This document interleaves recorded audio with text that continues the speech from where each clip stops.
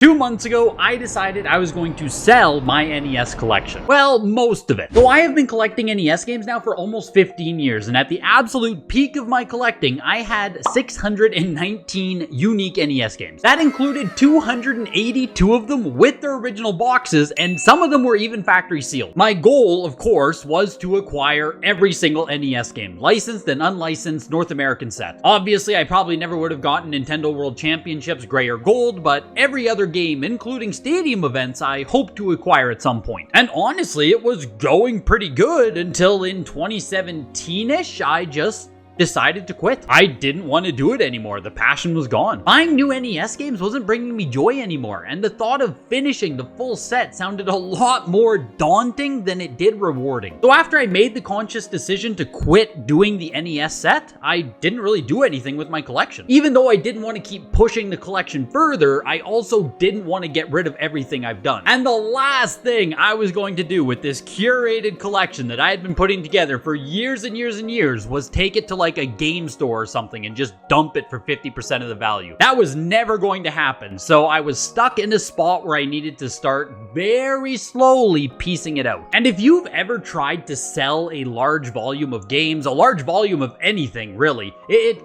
basically becomes a second job. Taking photos, making posts, responding to the endless amount of people who are just going to waste your time. Selling stuff kind of sucks. So over the past 5 years, I've been very slowly whittling down the collection. Think maybe 1 to 10 games sold a month. Like very slow progress, trying to do stuff local, trying to maximize the value of the collection, right? But now in 2023, I finally made the decision where I was gonna stop mucking around and actually sell most of the collection. I got rid of 191 NES games over the past 2 months. That's over $15,000 in sales. So there was some premium stuff in there. And I still didn't take it to a game store. I didn't sell it to a reseller. I actually went with a consignment route on the stuff. I sold all of it on eBay. Well, someone else dealt with selling all of it. I pay them a fee, I pay the eBay fee, and everything gets sold for auction. So whatever happens, happens. Whatever price it sells for, that's what happens. No regrets type thing. And we will look at the results of these sales. How did it do? Was consignment a good choice? Because I wrote down every price that Price Chart says my stuff should be worth, and then I wrote down the actual sale price that I got from the eBay auction. So was it worth putting it all to eBay auction? Should I have just taken it to a store? Some of the differences in what I actually got versus what Price Chart says is pretty staggering, both in a good way and on some it was quite bad. But first, I just want to talk about how it feels to have done this. Do I have regrets? Am I happy? What's it feel like now that I've gotten rid of something that I was building for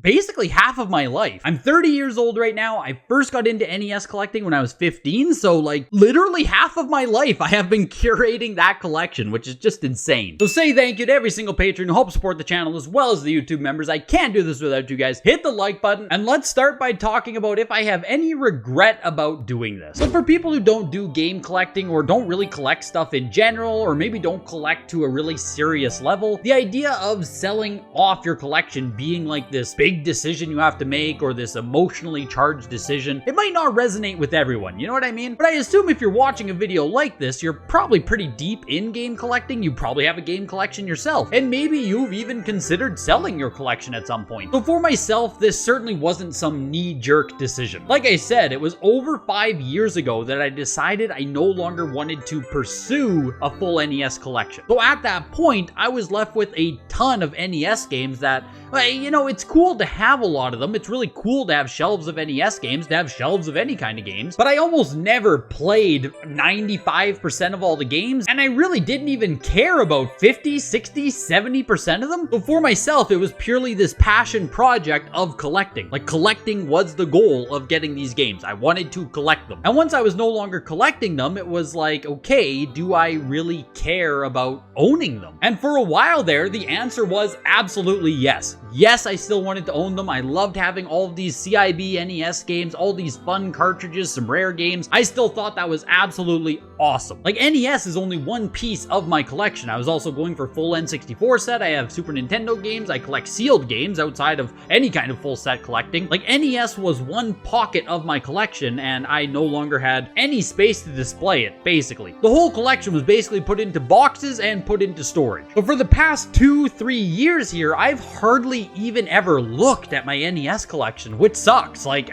I think maybe if I was in a spot where I could have enjoyed it or displayed it more, it would have been harder to make the decision to sell it all. But as it was, since I really didn't ever interact with it at all, like I didn't even look at it, it made selling it pretty easy. And now that it's all sold and the games are out of my house, like they're gone, right? This is it. I don't really find myself missing it. And that's from an emotional perspective. And I know a lot of people, when we talk about selling off collections or selling off games, so many people say, well, what if these games keep going up in value? What if they're worth more in the future? And I do get that sentiment 100%, but I think a lot of people, don't really, like, if your only concern at this point is that, oh, the game might go up in value more, then you can take that game that you don't really care about anymore, you could sell it, and you can use that money you get and throw it into a real investment or put it into a game you care about more. Like, you can utilize that money that you get for the game sale right now. I guess if you really think those games that you're not selling because they might go up more are truly, like, the best investment possible, then hold on to them, I guess, because yeah, they might go up in the future, but generally speaking, you can just sell it and put the money in something else. Something you either care about more, something that has better speculation, just something else. Because if all game prices are just going to go up in the future, if that's really the way you see it, you know, like, oh, games are only going to get more rare in the future, so then just go buy a different game because it will also go up in the future. Like, you better believe after I sold all these NES games, I am going to buy stuff that I care about more. I'm going to collect different games. I'm going to upgrade different stuff. Like, I'm going to cycle that money back into the collection one way or another. It just won't be in random games that I don't care about. I think that's the best way to put where I'm at in life right now. I just no longer want random games all over the place that I don't care about, that I have no connection to, I've never played, I'm never going to play. I just don't want those anymore. And I don't want to say I've grown out of it or anything, because I don't think that is the proper way to put it, but I think I've just been doing this so long now that I really understand what I want to focus on. And of course, getting a nice payout never hurts, so let's look a little bit more about the numbers of the stuff I sold. Because like I said, it was over $15,000 worth of NES games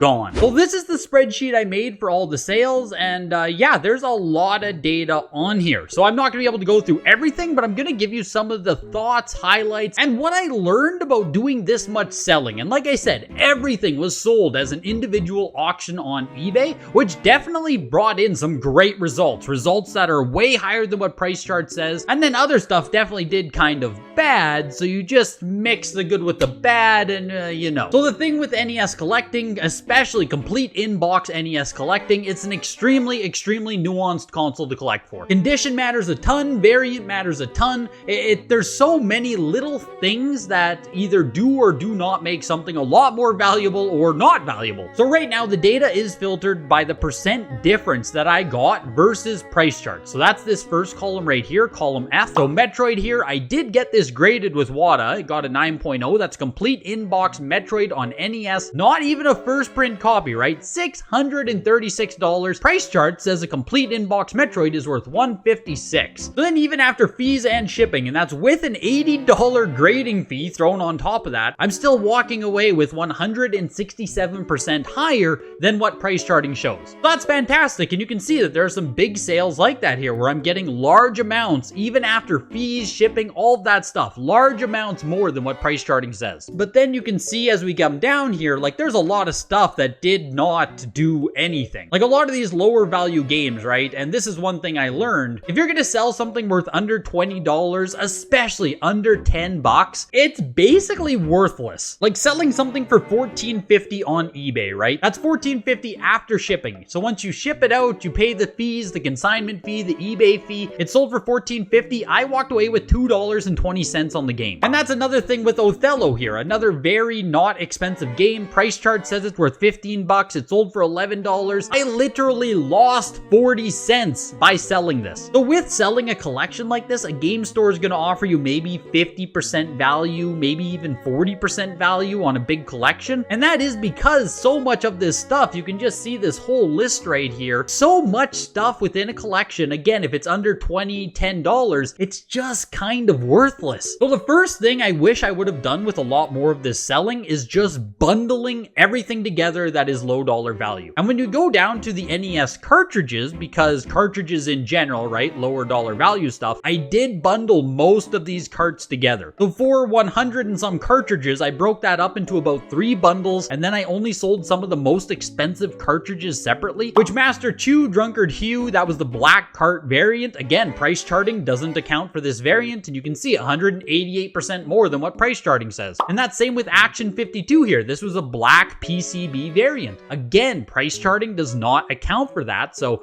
$411 versus price charting saying $267. And what I was saying with condition stuff, Tecmo Cup Soccer here, right? Pretty rare cartridge on NES. Price charting says it's $99, but it had a big rip in the label, so I got 47 out of the 99 value. I walked away with 70% lower than what price charting says after fees and stuff. So with a lot of the CIB NES stuff, I really wish I would have just done bundles, because the individual shipping charge on a CIB game just isn't worth it for any game worth under $20. And then we can say, well, you should do local sales or don't sell on eBay so you can avoid the fees and all these other things. But I talked about how slow it was to sell stuff over the past 5 years. Like, if you don't want to go to eBay, if you don't want to do eBay auctions, if you're content on local sales, fixed price, all this stuff, if you want to sell 200 games in that kind of manner, frankly speaking, you will never sell everything. If you have super liquid stuff, right? If you're selling popular titles that are worth 20 bucks, then that is awesome. You probably will be able to get through those. But if you're looking to sell something like a box cartridge copy of Golgo 13, which price charting says is worth $25, if you go post that locally, how quickly do you think Golgo 13 is going to sell? Or something like Hollywood Squares, again, right? Game plus box. Price chart says it's worth 16 bucks. Do you really think that's going to sell? These types of games just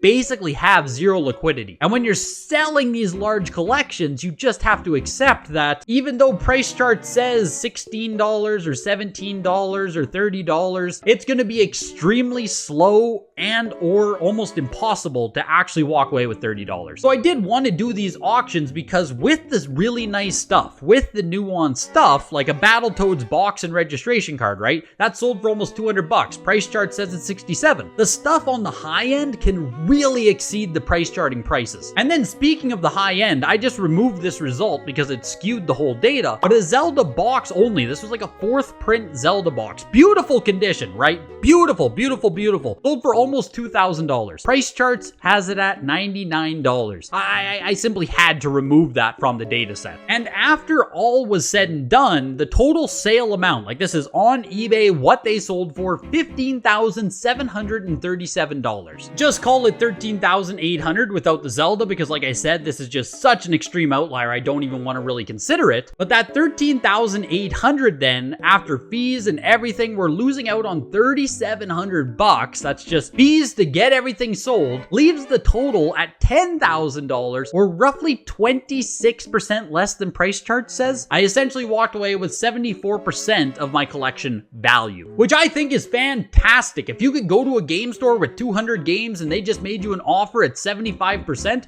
I think almost everyone would take it. But you can see very clearly why a game store or a reseller has to make an offer somewhere in the 40 to 50% range. Because if the reseller pays you 50%, then maybe they can get that extra 25% out of reselling it. Because no matter what, with a collection of stuff, you are never going to receive 100% of value. It does not exist. The big question is, do you want to take all of the time, all of the effort to piece out a huge collection yourself and try your hardest to get 70, 80, 90% of value? Or do you want to just let someone else do all of that and walk away with 50, 60%? And if you have any other questions about selling, or you want to know anything else about this process I did, please put the questions down below. I'm happy to talk about it. I'm happy to answer where I can. Let me know if you've ever sold a collection. How did you feel about it? What percentage did you get? What do you personally recommend or not recommend doing? Hit the like button before you go, and I will see you guys in the next video. Bye.